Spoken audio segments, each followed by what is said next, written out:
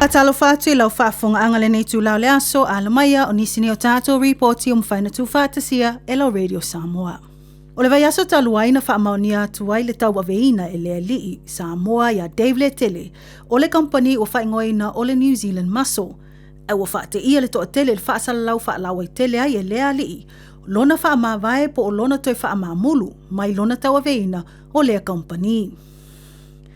Whamawina le whaasalaunga a Dave I lunga o le upenga ta whailangi.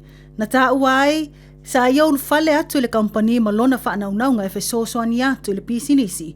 I tūlanga o lo iai, matali inisio whaafitauli, o lo whetai ia I mai lātou. Ai peitai, whaalia e Dave Letele, e ui sona tau mawhai ai ua iai loa lava, e le ai se mea mawhai o na ia whaia. E tali atu wai I le tūlanga o lo iai, ma ia whaapeai, e sili lona solo muli mai le tūlanga.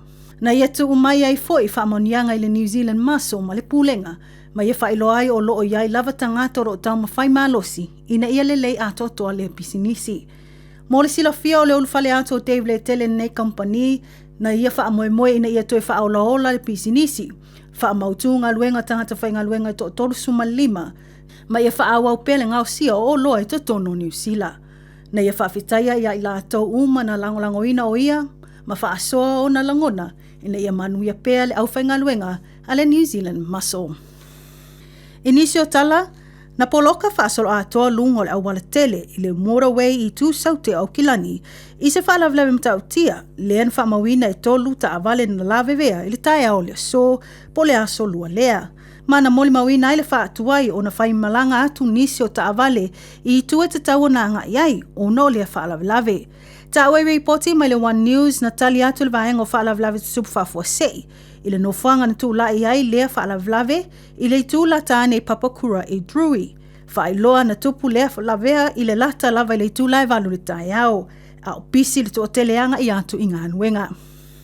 E tō tasis te tangata na maua le awhia pena whaamanua lia I le nei whaalavelave, ma watapuni ai foi isi I tu awala I le tu saute, ma moli mawina I le tumutumu ma poloka o lungo o le awala. Ua whautuaina ave ta avale sa ili isi tu awala e anga I atu iai, ma na wha umi lava o na iai au nanga whaalavelave su whafua se I ma leo leo, e whaatino ala tau sa ili linga. Mai tala muli wa tāwhia leo se ali I tua ia I lona whaia lea ma le mautino o ni ngai o inga whaasautu la fono, o lona soaina leo se taavale leo po le ram. E to atasi se leo na manua I Silver Stream I Upper Hutt, mana whaamawina na ia tau aveina se taavale na ia ave whaangaoi. Whamanino I leo lona sosoli atu leo o le vae o se ali I leo, a o le isola ese mai lea no whanga.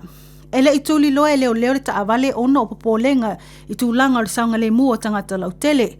E na mata I tuina pea e ala I mea peata o le CCTV, whapea whaamtalanga mai le mamalo le atunu, ma isi vaenga o leo. Mulimuli ane na maua ta vale wala fwai e na maua lea lii I le fisosani a se tai whaua leo, na tong whetia lea lii e fo mai. Ono ni manuanga na afia mai le tai whaua leo, ma o le so lea na tūlai ai I lumo le whamsinunga.